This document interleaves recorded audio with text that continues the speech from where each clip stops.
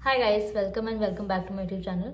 सो आज मैं तुमको बताने वाली हूँ कि लोगों को क्यों लगता है that hot girls are crazy.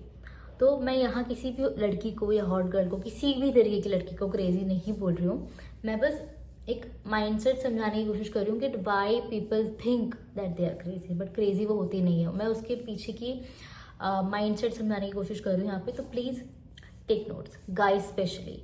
Okay, so अगर कोई लड़की वीडियो देख रही है तो तुम ये वीडियो के बाद अपने बॉयफ्रेंड्स को या फिर किसी भी लड़के को समझा पाओगे कि तुम ये इस तरीके का बिहेव क्यों करते हो।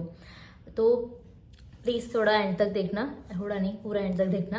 एंड जो कोई भी पार्ट समझ में आए, कुछ रिलेटेबल लगे तो please comment down. Number 1 point, when you are hot and you are girl, तो होता क्या सबसे ज़्यादा कि तुमको अटेंशन मिलता है हर टाइप के लड़कों से। अब उसका ज़रूरी नहीं होता कि वो लड़का तुमसे छोटा है, तुमसे बड़ा है, वो सिंगल है, रिलेशनशिप में है या फिर मैरिड है, बच्चे हैं उसके, कोई फ़र्क नहीं पड़ता उससे।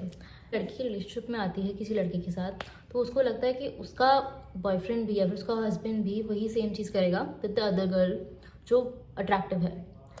तो उस टाइम पे क्या होता है ना कि जब हमको इतना ज़्यादा अटेंशन कहेंगे, इसको क्या कहेंगे आई डोंट नो, बट जब हमें दिखता है कि दैट हमें पता है वो लड़का रिलेशनशिप में है, उसकी गर्लफ्रेंड है बहुत टाइम से and she is a very pretty girl, but वो फिर भी तुम पे लाइन मार रहा है। तो वो क्या होता है ना, किसी भी लड़की को नहीं पसंद होता ऐसा। अगर तुम्हारी गर्लफ्रेंड है एंड वो लड़की को पता है दैट तुम्हारी गर्लफ्रेंड है और फिर भी तुम उसको कॉम्प्लीमेंट कर रहे हो, उसके बात करने का ट्राई कर रहे हो, किसी लड़की को नहीं पसंद होता। बट जब मैं देखती हूँ कोई ऐसा लड़का मुझे अप्रोच करता है जिसकी ऑलरेडी गर्लफ्रेंड है, मेरे दिमाग में क्या होता है, ओ माय गॉड, अगर मैं कभी रिलेशनशिप में आऊँगी मेरे साथ भी ऐसा हो सकता है। एंड वहीं पे वो चीज़ हिट करती है जब हम किसी को पसंद करते हैं। It's not about the guy जिसका हम रिलेशनशिप में हैं, it's about our own experience. तो उस टाइम पे लड़कियों को ये नहीं सुनना होता यार तुम तो ज़्यादा सोच रही हो, तुम तो ओवर थिंक कर रही हो, तुम तो पॉजेसिव हो, तुम तो जेलस फील कर रही हो। बट उस टाइम पे अगर तुम इस तरीके से हैंडल करो ना कि I am not like them, जिस तरीके की आदमियों की तुमको आदत है, मैं तुम पे चीट नहीं करूँगा, and you show some proof that you are not doing such things, उसके बाद लड़की बहुत अच्छा फील करेगी। ट्रस्ट मी, जब तुम सिंगल होते हो तो बहुत लड़के तुम पे हिट करते हैं, लाइक बहुत सारे। एंड आई नो लड़कों को ही समझने थोड़ा डिफिकल्ट है, बट ऐसा होता है और ये हर लड़की के साथ होता है। तो जब कोई लड़की रिलेशनशिप में आती है after some time being single, तो उसको ये चीज़ फील होती है दैट अब तो मेरा हो सकता है कुछ ना कुछ, now I can get cheated on. अभी तक तो मैं बस विटनेस कर रही थी लोगों को चीट करने का, अब तो मेरा बॉयफ्रेंड या मेरा हस्बैंड भी मुझ पर चीट कर सकता है। मतलब मैं तो अब उसकी क्या बोलते हैं, क्या डायलॉग है वो, अब तो मुर्गी दाल बराबर, आई डोंट नो, कुछ भी समझ गए होगे आप, इफ़ यू नो सम मुहावरास। ओके, दल दाल घर की, मुर्गी दाल बराबर, यस। अब तो घर की मुर्गी ओके, अब तो घर की मुर्गी दाल बराबर, या सो अब क्या लगेगा। और ये ऐसा होता है जब रिलेशनशिप में नहीं आते तब तक लड़के बहुत ट्राई करते हैं, रिलेशनशिप में आते ही लड़कों का सारा वो एफर्ट सब कुछ गायब हो जाता है। तो लड़की को क्या लगता है, अब तो इसका इंटरेस्ट ऑलरेडी डाउन हो चुका है, अब तो मैं इसकी बंदी बन गई, मैं अब तो सिर्फ मैं बीवी बन गई, अब थोड़ी एफर्ट्स डलेगा।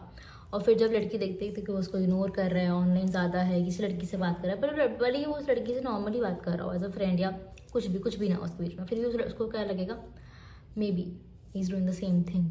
जो लड़की को मैं देखती थी पहले कि वो कितनी सुंदर है, उसका बॉयफ्रेंड है, फिर वो लड़का मुझ पर लाइन मारता था, मे be he is doing the same thing with me. But भले ही वो ऐसा नहीं कर रहा हो, बट उसके दिमाग में ऐसा क्वेश्चन आएगा, बट वो तुम्हें डायरेक्टली नहीं बोल पाएगी क्या तुम मुझ पर चीट कर रहे हो, नहीं बोलेगी ऐसा। वो तुमको हिंट्स देगी कि कुछ भी हिंट दे सकती है कि लाइफ इज लोनली, ये वो। तो तुमको तब रीअश्योरेंस देना उसको कि नहीं नहीं नहीं, I am not doing this. तुम उसको अपना फ़ोन दिखा सकते हो, if you can do that, well and good. If you can do that, please do that.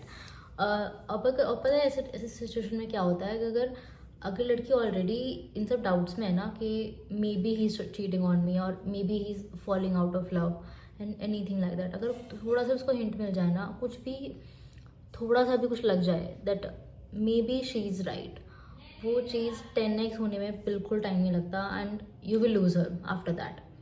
अब भले ही वो तुम कुछ भी ना कर रहे हो, तुम बिल्कुल लॉयल हो, बट वो फ़र्क नहीं पड़ता उसके बाद।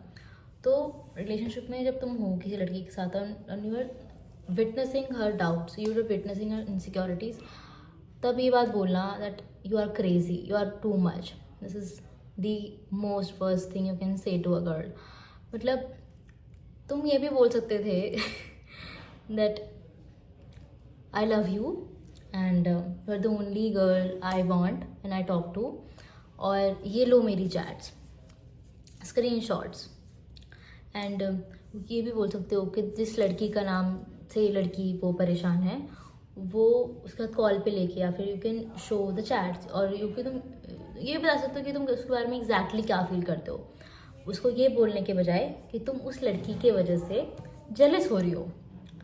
कोई लड़की किसी लड़की की वजह से जेलस नहीं होती है. सबसे पहली बात, उसको सिर्फ एक डर होता है कि वो अपने बॉयफ्रेंड को लूज़ ना कर दे.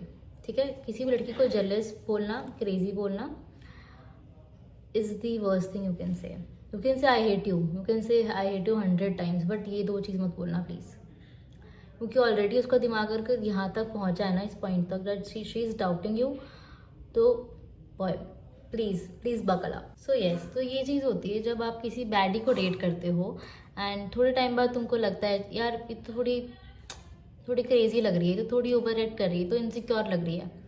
वो इनसिक्योर नहीं है बेटा, उसको आदत है इतनी अटेंशन की और वो उसे तुम दे नहीं पा रहे हो उतनी अटेंशन, तो उसको लग रहा है maybe you lost interest, maybe you are falling out of love, maybe you are talking to somebody else. तो तुम्हारा तब जॉब है that you reassure her, you give her proof that you love her, you still love her, so you are not in love with somebody else. So this is you problem, not hers. So the next time you date a baddie, please kindly learn how to give reassurance, validation, and how to build a trust first. मतलब ये मत बोला करो you have to trust me, like ये कोई fruit नहीं है कि तुमने मुझे दे दिया तो मुझे बस मिल गया. नो, तुम्हें बिल्ड करना पड़ेगा वो ट्रस्ट. ये ट्रस्ट भी अर्न करना पड़ता है, ऐसे ही ओवरनाइट नहीं जाता ट्रस्ट कि तुम बस तुमने बोल दिया कि I am your boyfriend, you are my girlfriend, तो ट्रस्ट हो गया. नहीं होता ऐसे ट्रस्ट. हम 2025 में जी रहे हैं एंड आज की डेट में किसी पे भी चीट करना इज़ वेरी वेरी ईजी. और जब तुमने देखा हो इतने लड़कों को चीट करते हुए अपनी गर्लफ्रेंड्स पे एंड तुमको अप्रोच करते हुए when they were married, they were in a relationship, they had kids, तो काफ़ी डिफ़िकल्ट है ये सोचना कि तुमने पूरी दुनिया में से एक लड़के को जो पसंद किया है वो तुम्हें उतनी टेंशन नहीं दे रहा, तो उसका मतलब ये है कि that he is genuinely busy.